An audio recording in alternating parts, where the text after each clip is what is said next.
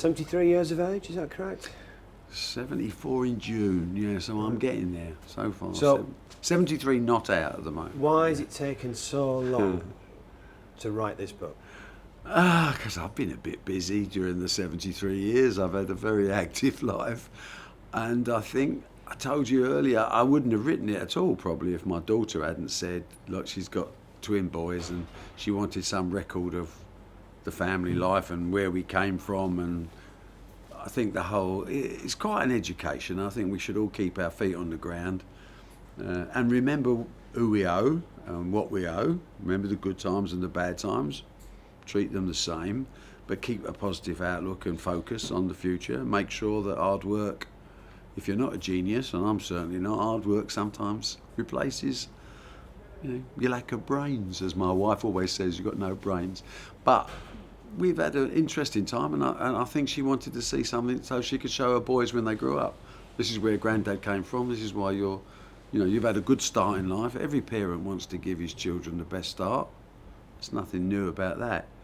And I've quite enjoyed the process. It took 3.5 years, mainly done while I was fishing with a little tape recorder and just talking nonsense about, things that cross my mind, I mean, you've worked with such colourful characters. I mean, in the world of snooker, obviously Alex Higgins, Steve Davis, and some huge boxing matches, and then the darts, Phil Taylor. Was there a few things that, when you're doing a book, I forgot about that. Oh, loads. That was funny. Even now.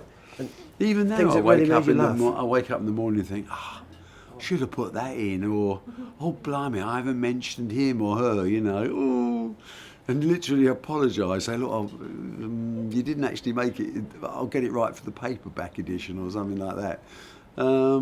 It is, because if you take it seriously, and I don't see the point of writing the book, I mean, this book is not written for money, that's for sure. It's written as a record.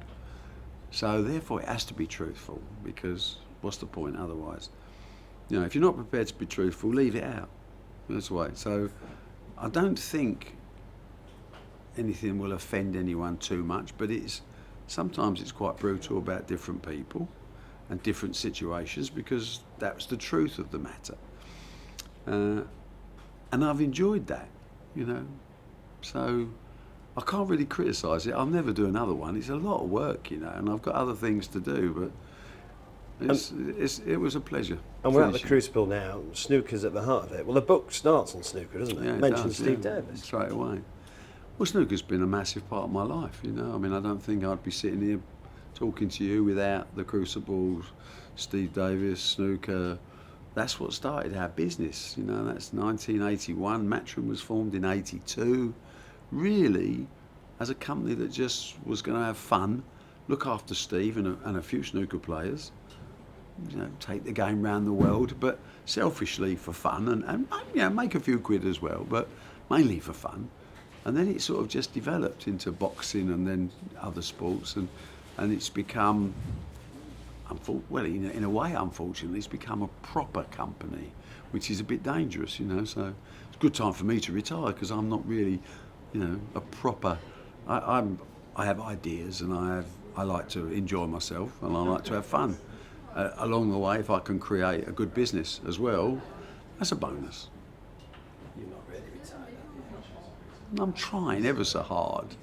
It is difficult, I mean, and everyone says to me, I've got great management, across all. I mean, you've got to remember the context of this is that 1982 Matchroom started with me and a PA girl and a part-time bookkeeper. That was it.